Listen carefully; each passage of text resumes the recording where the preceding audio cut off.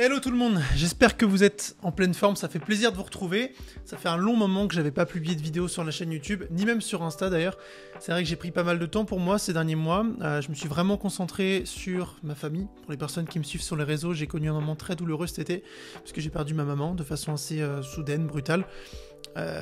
Donc forcément j'ai pris du temps pour moi, pour ma famille, et je suis resté assez déconnecté du business, ça fait du bien, et surtout c'est à mon sens essentiel, d'où la chance, encore une fois, d'avoir une activité entrepreneuriale et de pouvoir gérer son temps à sa guise, parce que dans ces moments-là, en fait, clairement, c'est vraiment important de pouvoir souffler, prendre du recul, se reconcentrer sur soi-même, et en fait ça remet aussi en question beaucoup de choses, puisque finalement on prend conscience que la vie c'est vraiment une montagne russe, qu'elle est précieuse, donc on apprend à vivre avec, mais on essaye aussi et surtout de redéfinir son pourquoi, son objectif de vie, pour pouvoir finalement profiter des proches qui nous entourent, de chaque instant de la vie et de la liberté qu'elle nous procure. Donc voilà, j'étais vraiment dans une période de calme, entouré de ma famille, beaucoup présent pour mon papa aussi bien évidemment, et vraiment déconnecté des réseaux.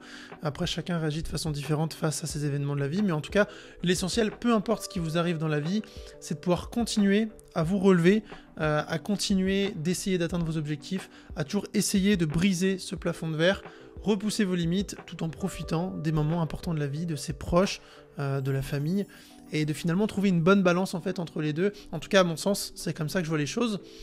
Et c'est aussi, je pense, la meilleure façon finalement de rendre hommage aux personnes qui nous sont chères, parce que c'est ce qu'ils auraient voulu pour nous. Voilà, tout simplement. Donc, pour ce qui est des derniers mois me concernant, d'où mon absence ici, et puis je pense que le mieux pour repartir dans le game, comme on dit, c'est de pouvoir faire cette vidéo FAQ dans laquelle je réponds à plusieurs de vos questions. J'en ai mis pas mal ici, généralement celles qui reviennent le plus, parce que bien évidemment vous avez été nombreux à m'envoyer pas mal de questions depuis des semaines, depuis des mois, concernant l'immobilier, le contexte actuel, les stratégies de location, etc. Et aussi par rapport à mes accompagnements, à mes coachings et à la formation. Forcément, tout était en pause, je prenais plus aucun accompagnement, clairement, je me concentrais uniquement sur les accompagnements en cours. Et donc l'idée, c'était de pouvoir continuer, comme je fais d'habitude, de vous apporter un maximum de valeur, de conseils, de stratégies, de retours d'expérience aussi, et de vous expliquer aussi comment vont se passer les choses, parce que j'ai beaucoup travaillé avec mon équipe ces dernières semaines pour justement mettre complètement à jour le programme de formation avec beaucoup de nouveaux contenus. On a tourné beaucoup de vidéos là ces derniers temps, des nouvelles interventions de professionnels, etc. Et changer également un petit peu le format de mes accompagnements avec de nouveaux process, des nouvelles stratégies. Et d'ailleurs, pour les personnes intéressées, vous aurez un lien dans la barre de description qui vous permettra justement de réserver un créneau avec un membre de mon équipe ou moi-même afin de pouvoir répondre à vos questions en direct par téléphone et de traiter surtout toutes les demandes qu'on a eues ces dernières semaines là, pour les accompagnements individuels, parce que je vous l'annonce en avant-première, on a réouvert les places. Ok ? Alors, on attaque tout de suite avec les questions.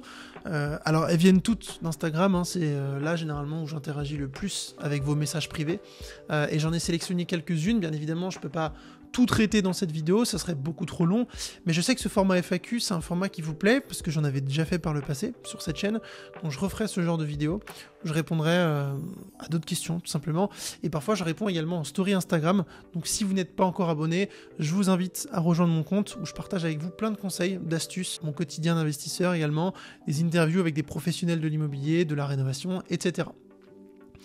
Alors, première question qu'on m'a posée, que penses-tu du contexte actuel sur le marché de l'immobilier ?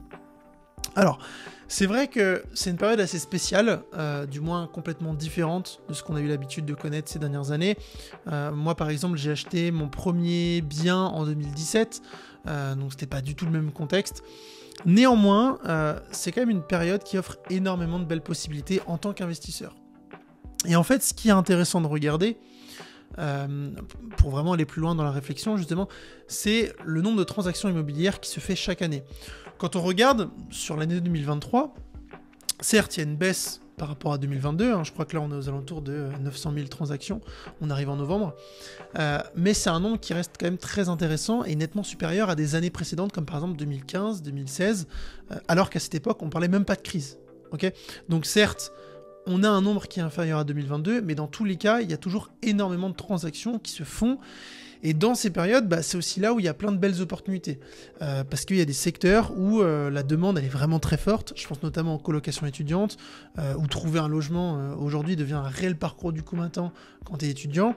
Et clairement, où les parents s'arrachent les cheveux pour trouver un logement. Je le vois, moi, cet été, j'ai reloué une de mes colocs. Les parents, ils étaient comme des fous parce qu'ils trouvaient rien, clairement. Donc, c'est ça aussi la réalité aujourd'hui.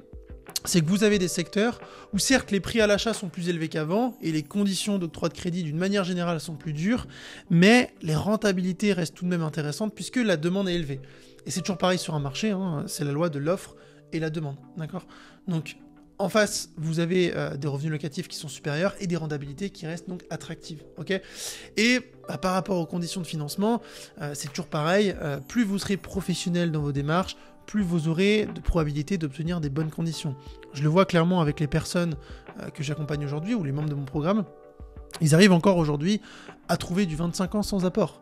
Certes, c'est plus dur qu'avant, ça c'est une réalité, et c'est justement la raison pour laquelle il faut se professionnaliser, et que les personnes qui font ça un peu à l'arrache, elles sont mises de côté, clairement.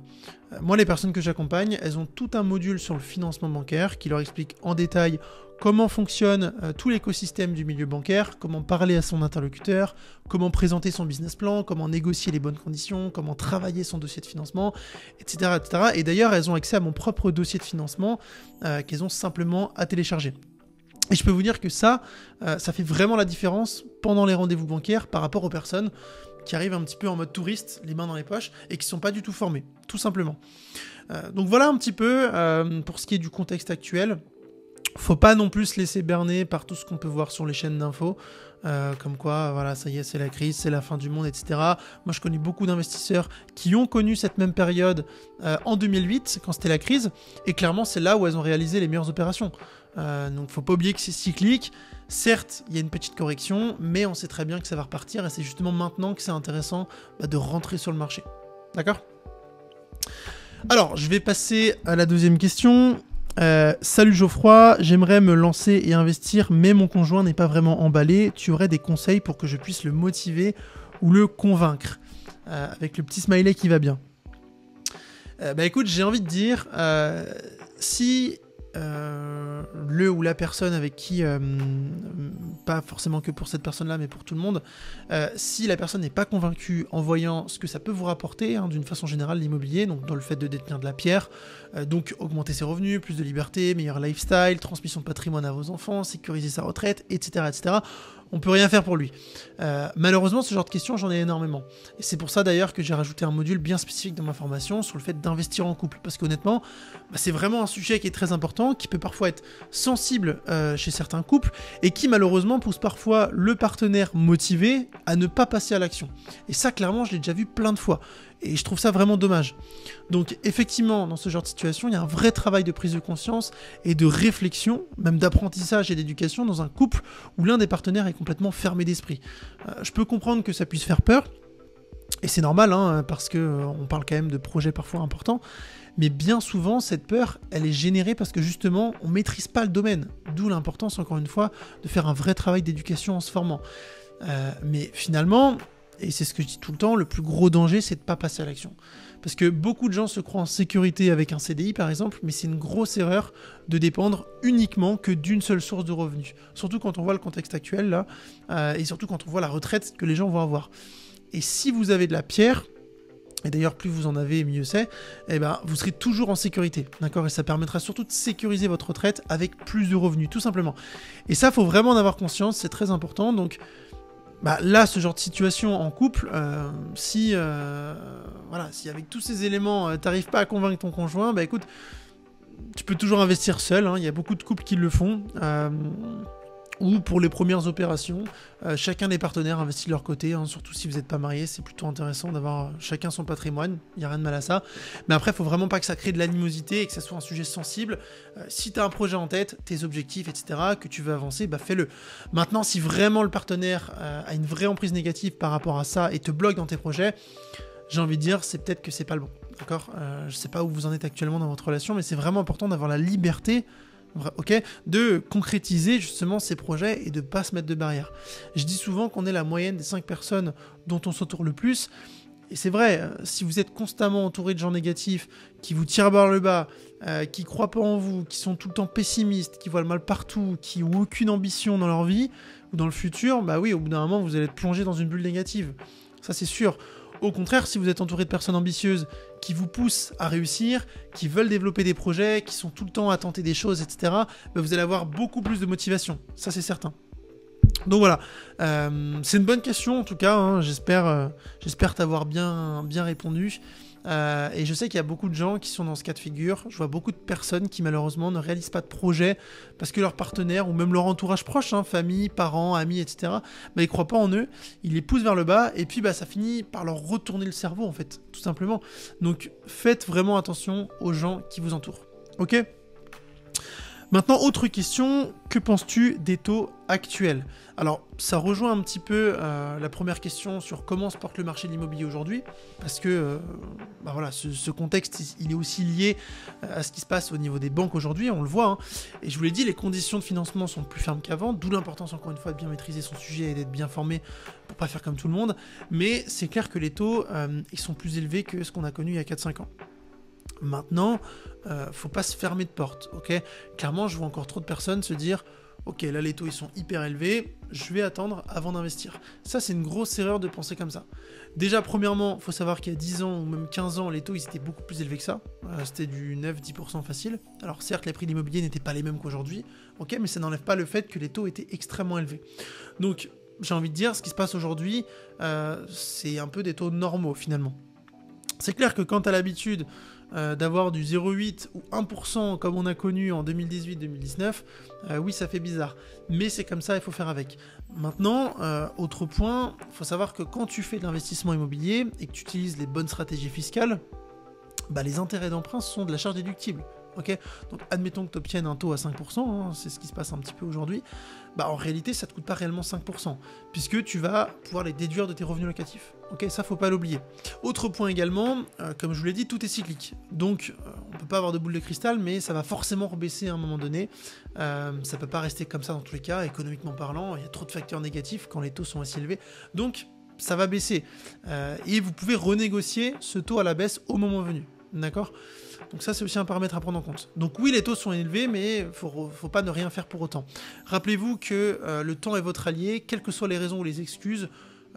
Plus vous attendez, plus ce sont des loyers que vous n'allez pas percevoir, les taux vont probablement continuer d'augmenter, les prix de l'immobilier vont continuer d'augmenter également, et surtout c'est du capital que vous remboursez pas à la banque pour vous enrichir. Donc mettez vraiment le temps à profit et n'oubliez pas qu'une personne qui investit aujourd'hui avec un taux à 5% par exemple, va beaucoup plus s'enrichir qu'une personne qui attend 3 ou 4 ans que les taux baissent, si tant est qu'ils baissent à ce moment-là, d'accord ? Donc le meilleur moment pour se lancer finalement, c'est maintenant, d'accord ? C'est comme ça que vous créez du patrimoine, tout simplement. Alors, autre question, salut Geoffroy, j'espère que tu vas bien. Petite question, vu que tu es spécialisé dans la coloc, comment gères-tu les turnovers dans tes appartements ? Alors, sur les appartements que j'exploite en colocation, il faut savoir que je fonctionne toujours de la même façon, c'est-à-dire que c'est essentiellement la demande étudiante, et je fais en sorte de prendre les étudiants qui sont en début de cursus et qui sont susceptibles de rester longtemps. Et c'est assez prédictible parce que forcément les personnes qui arrivent en première année de licence, par exemple, bah, elles vont généralement rester 2 voire 3 ans, ou même plus si elles vont sur un master. Après, ça peut arriver que quand vous prenez des gens en tout début de cursus, ça m'est déjà arrivé, vous tombiez aussi sur des étudiants qui se cherchent encore, surtout ceux qui viennent tout juste de passer le bac, hein, qui ont à peine 18 ans, et qui sont pas sûrs de leur orientation, etc., et qui font peut-être 2-3 mois à la fac et qui laissent tomber. Et là, c'est chiant parce que vous avez un préavis de départ qui tombe 2 mois après, c'est toujours un peu contraignant. Mais honnêtement, ça m'est arrivé que 2 fois, et généralement, ils vont au bout de leur cursus scolaire, sauf si y a des longs stages à la fin, ça peut arriver, généralement sur les dernières années de master. Donc voilà, et quand vous êtes sur des profils étudiants comme ça, qui restent tout leur cursus, en fait vous êtes vraiment tranquille.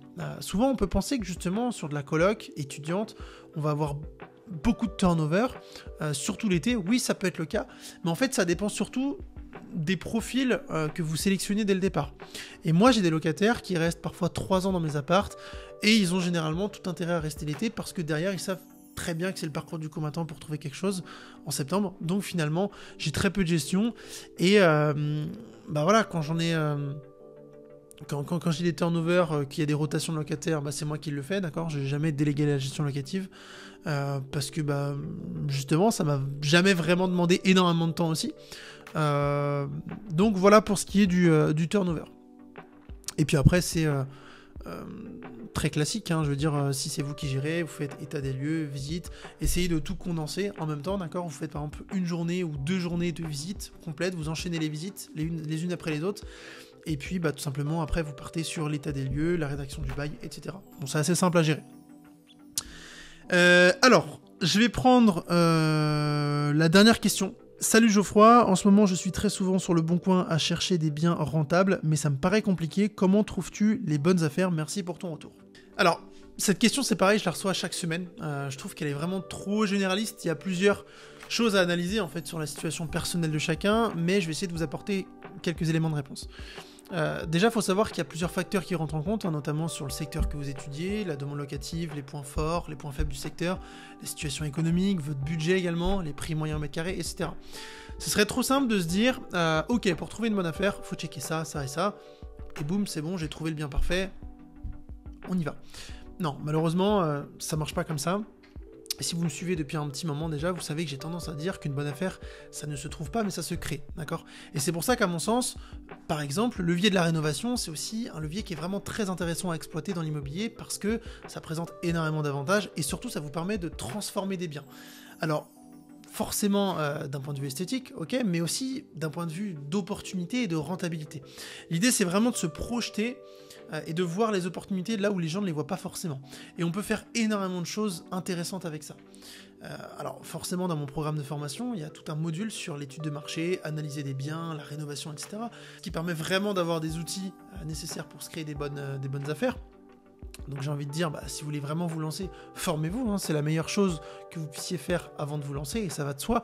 Mais retenez bien que c'est un vrai travail d'analyse et de prospection. C'est pas juste regarder les annonces sur le bon coin, comme ça, non. Il y a trop de gens qui pensent ça, ok? Et donc finalement, les premières questions à se poser, c'est premièrement dans quel secteur je souhaite investir. Ensuite, quel est mon budget, mais aussi où est la demande, d'accord? Et analyser les produits là où justement la demande va être la plus intéressante. Et ensuite, on va commencer la prospection.